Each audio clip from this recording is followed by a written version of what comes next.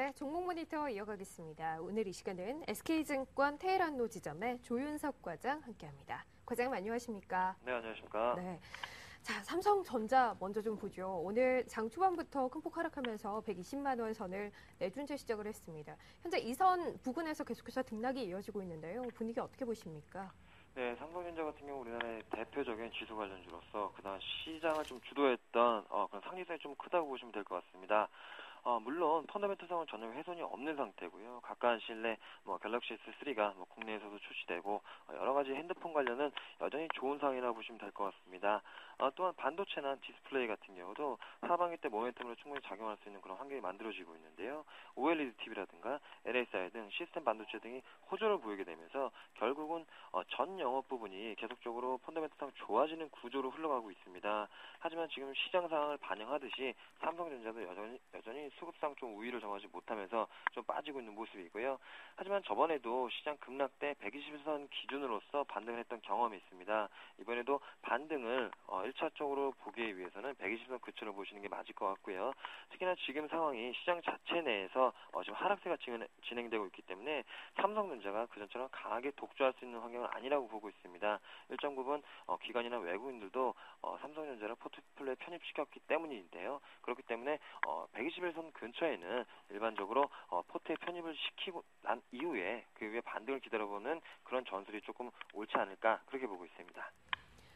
자, 반면에 오늘 한국전력은 장 초반 반등해서 오름폭을 키워가고 있습니다. 4일 연속 상승 중인데요. 기관도 많이 사고 있고요. 외국계를 통한 매수 물량도 적잖이 유입되고 있습니다. 한국전력 어려운 시장에 대안이 될 수 있겠습니까? 예, 지금 단기적으로 좀 대안이 될 수 있는 모습으로 지금 주가가 지금 하락을 하고 있는 모습이고, 요금 인상이 전력주에서 나온다는 거는 한 자릿수 중반대라는 거 다 지금 뉴스에서 보도가 되고 있습니다. 그런 가능성은 좀 높아 보이기 때문에 지금 시장에서 지금 화답을 받고 있는 상황이라고 보시면 될 것 같고요. 또한 호재가 또 하나 있죠. 지금 시장 상황이 워낙 안 좋다 보니까 원자재, 특히 유가 등 에너지 자원들의 가격세가 지금 약세를 면치 못하고 있습니다. 그렇기 때문에 이런 에너지 자원들이 투입될 시점에서 영업이익이 분명히 개선될 수 있는 효과가 한국전력 측에 나올 수 있기 때문에 한국전력은 당분간 시장 상황 대비해서 조금 아웃퍼폼할 수 있는 가능성이 좀 높은 상황이고요. 시장 상황상 지금 현재 내수나 통신 관련주 쪽으로 매수가 좀 집중되는 모습입니다. 그런 것들을 통한 대장주로서 한국전력이 모멘텀을 가장 많이 갖추고 있기 때문에 한국전력에 대한 거는 단기적으로 조금 우호적인 자세를 좀 취하시는 것이 옳지 않나 이렇게 생각하고 있습니다. 그럼 지금도 한국전력 매수 가능한 구간입니까? 네, 한국전력 같은 경우 지수가 크게 밀리지 않는 한 이 가격 정도는 지켜주실 거라고 보고 있고요. 23,000원 부근에서는 충분히 매수가 가능하다고 보고 있습니다. 하지만 너무 길게 목표가를 잡기보다는 단기적 반등이나 아니면 단기 모멘텀, 즉 전력 요금 인상이 이루어지는 시점 부근에서는 차익 매물이 충분히 나올 수 있기 때문에 시장 정상화가 되는 부근에서는 짧게 잡고 트레이딩 하시는 것을 권해드리도록 하겠습니다. 웅진코이에 대한 대응은 어떻게 해야 합니까? 오늘 시장 하락하고 있음에도 불구하고 개별적인 이슈로 상승 중인데요. 상승의 성격에 대해서 어떤 의견 갖고 계세요?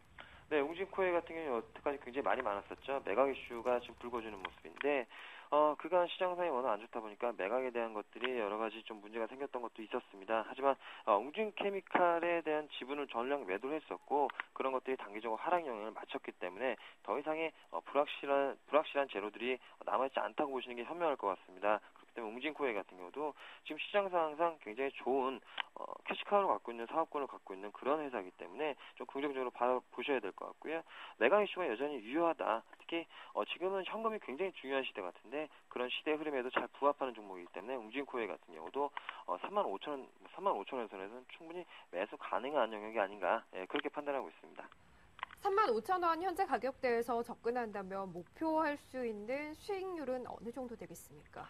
예, 매각 이슈나 매각 뉴스에 따라서 조금 달라질 수 있는 방향은 조금 있지만은 그래도 목표가는 38,000원 정도 보시고서 좀 대응하시는 게 좋을 것 같고요. 시장 상황이 안 좋으면 안 좋을수록 시장이 급락하지 않는 경우를 제외하고서는 웅진코에는 급등보다는 일정 부분 조금씩 수익률을 쌓아가는 그런 모습이 되지 않을까 생각하고 있습니다. 그렇기 때문에 약 38,000원 정도로 목표가를 잡으시게 되고 지수가 급락을 할 경우에는 38,000원에 도달하기 전에 매도를 잘 하셔서 수익률을 확보하시는 편이 낫지 않을까 그렇게 생각하고 있습니다.